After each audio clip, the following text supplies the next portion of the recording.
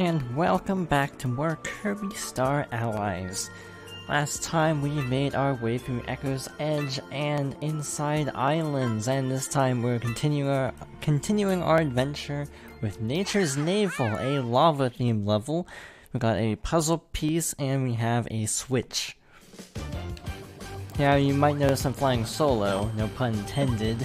Why is this a pun? Because Birdon makes his return from, like, Kirby Superstar again.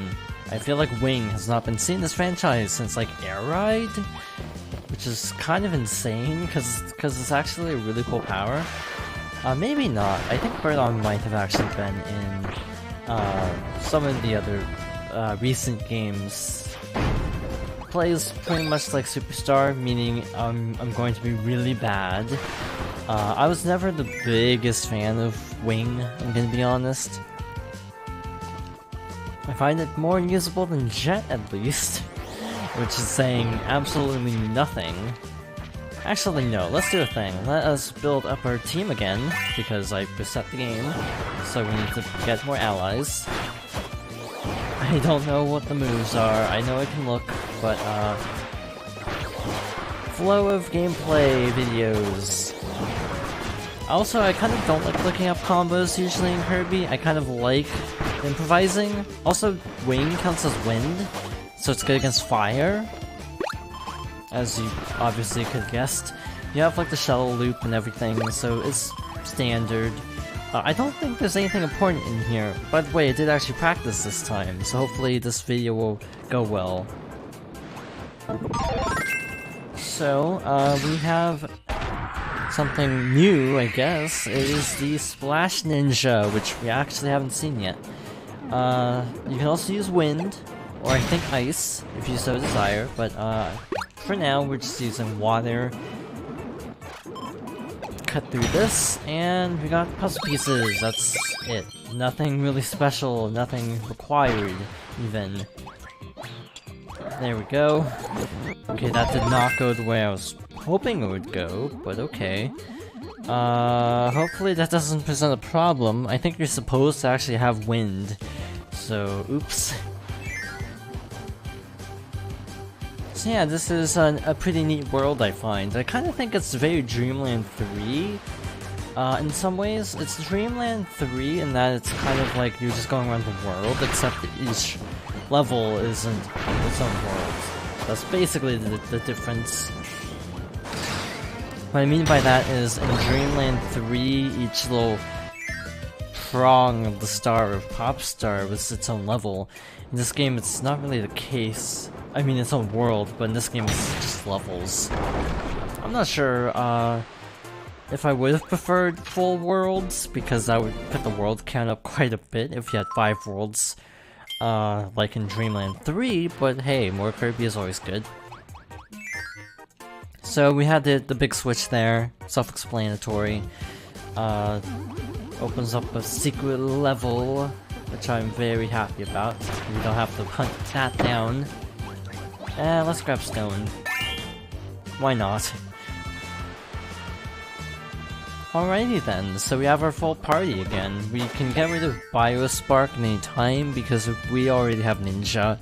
So we should actually, hi. Hello. Right on time. That is Knuckle Joe. He's like, Fighter Kirby, I think is what it's called. I'm sure all the Kirby lore experts are cringing at the fact that I don't know the power-up names by heart. I really did get into Kirby later than most. I got into Nintendo games later than most. I basically just played Mario. Instinctively, I did not use the cannon on my first playthrough in case there were hidden goodies. The hidden goodies are actually after the cannon, so you can actually freely use the cannon. Right up here is the puzzle piece. Good to go. Dropping down. Also, Ninja can stick to walls. Forgot to mention that.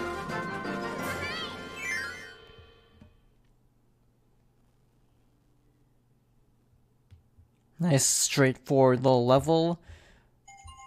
Also, I lost count of how many times we actually won the goal game, because this is a new recording, so I actually lost count. So, hey, first one of the day.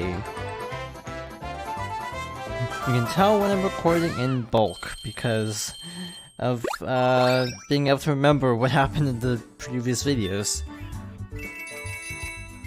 Yeah, we know the drill. That should fill up that there. So, what, 6 more in that section? So the next 2 levels.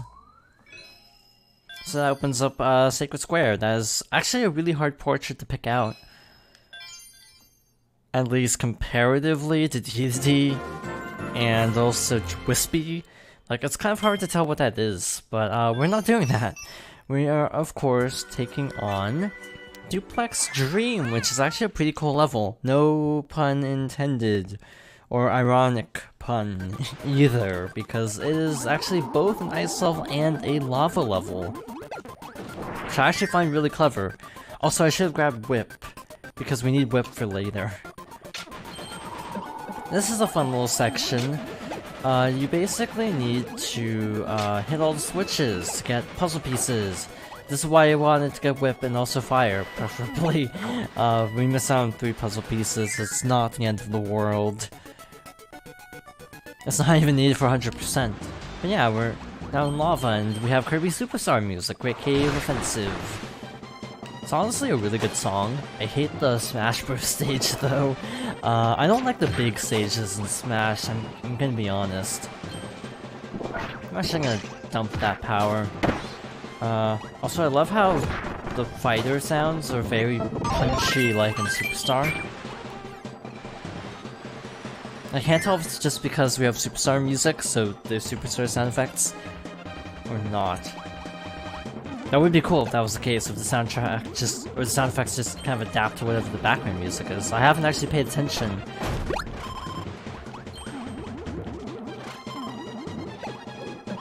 Yeah, I hadn't been paying attention to the sound design, to tell the truth. That is a secret door, so we need to grab this. I could have made him a friend, and I honestly should have, but I forgot. It's as simple as that, I forgot. Alright. This is awkward. Can I think this will work. So if I drop this and toss a friend heart, then we have fire, and we have this, then we're good to go. So I think this is the first time we're seeing Whip in this playthrough. It's just like in Return to Dreamland.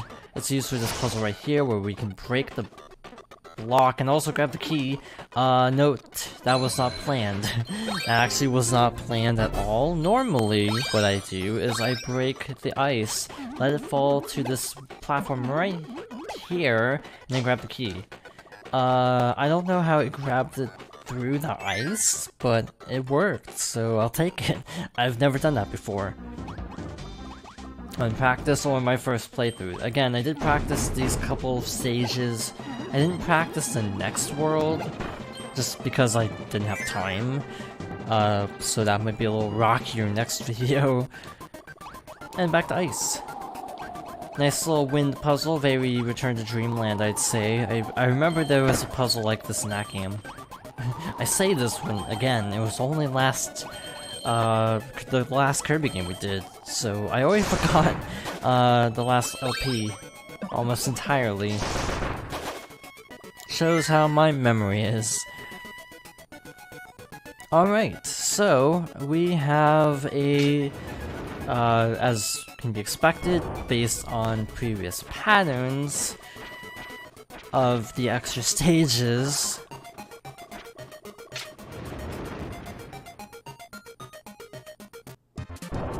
a boss rush. So Chef Kawasaki and Fidrian together, which is kind of neat. So, just kind of using our whip move, making short work of both. I did not realize how overpowered the whip was. I actually have heard the whip is super overpowered in, I think, Robobot. I actually don't remember. Also, Knuckle Joe's almost done for, so we're just gonna swap in Vividria. That is not a word I have an easy time saying, I'm gonna be honest. And there we have it, extra stage complete. I really like the extra stages. They're kind of like nice little bonuses for exploring the main stages. Again, I actually did do some researching, and by researching I mean eyeballing. Yeah, the goal game is 60, and there's actually a distinct frame where you can see it switch back to 30. I can see if I can point out. Right there, you can see the confetti seems slower. I think that's when it shifts back to 30. It's really weird. I don't know why it does that. Again, it's a smooth 30, so I don't really mind. Considering that even the 3DS games tried to do 60 and failed, I'm actually kind of okay with this, sort of. I do wish it could have hit 60 because Return to Dreamland did. But to be fair, there are a lot of like particle effects and things that might have made it a little bit harder to render. By the way, we're actually doing 3 stages in this video because I kind of just selected the stage. Oh well, long video today. Besides, we need to finish off this world. Also, Rock and Painter creates like a special smash attack. In that case, there's a statue of Raccoon Kine. Again, always appreciating Kirby love for the more obscure games. I consider Dreamland to be an obscure game at this point. Name 3 iconic Kirby games. I think the most obvious answers that come up would be Superstar. Also, we have a friend transformation.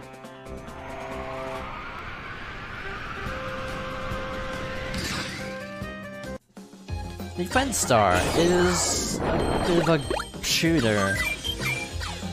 I mean, if you played Kirby long enough, this should not be a surprise at all. If you have another group of players, you may be thinking to yourself, what do you do? And the answer is you actually can, like, target with other stars. I've seen in playthroughs you can apparently launch stars, even if you're the background characters or the back characters. So again, you still get to do things even if you're not directly piloting Warp Star. Now, what was I saying? We can actually do this thing where we switch characters and each attack has different elemental properties, like so. So right here we need a Chili, here we need Cutter, which is us. We need to look out for the puzzle piece. I honestly don't know where it is. This is actually as far as I got from practicing. So, oops. I think it's probably in this next room. I want to say. I think it's this one, but I'm not sure. Friend Star.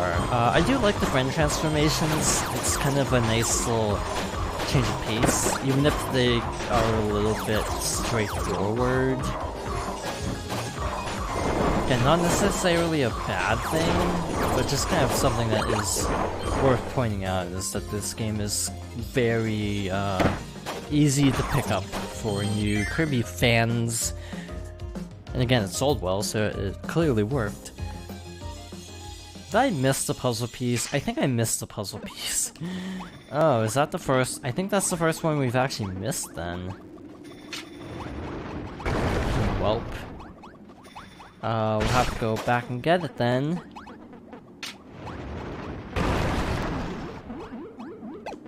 So they're giving us all sorts of powers. We're not gonna take them. Because reasons. In fact, we're gonna get rid of everybody. Again, remember how we did this last time? Yeah, we're getting rid of all of our friends. Because...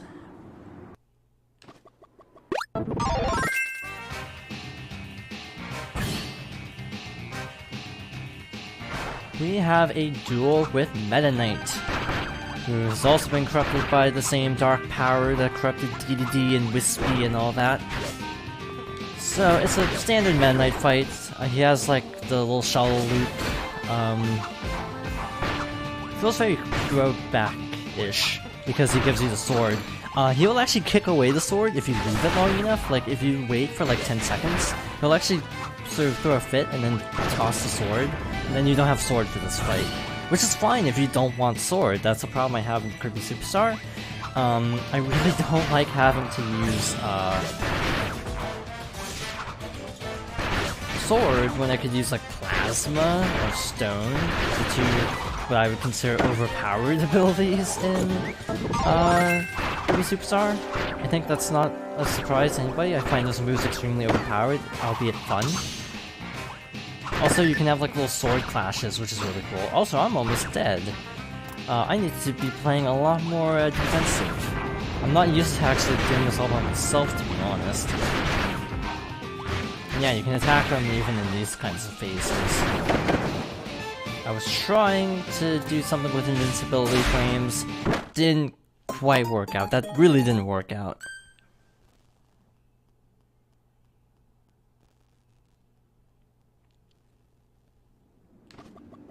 Ah well.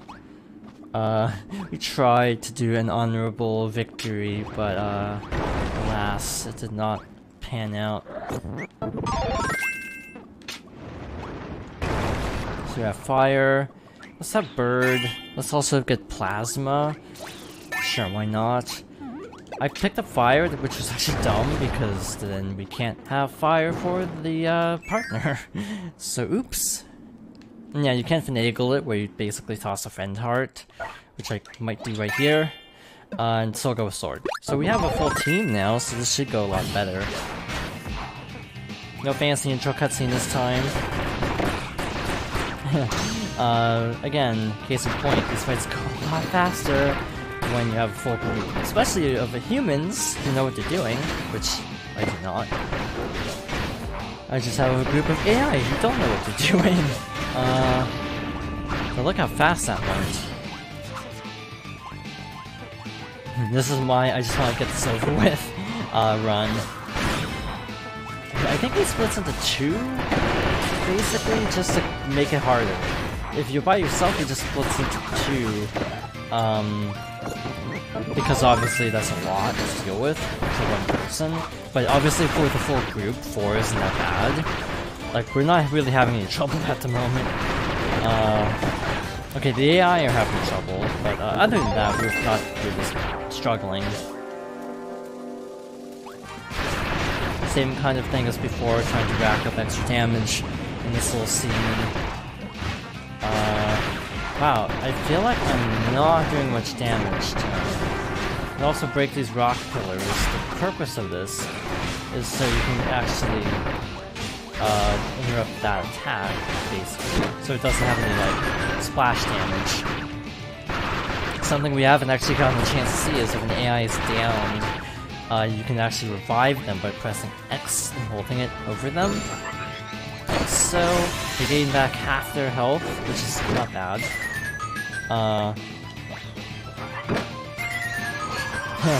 Okay, so this fight I greatly underestimated, but we managed. Also, I forgot to friend Midnight.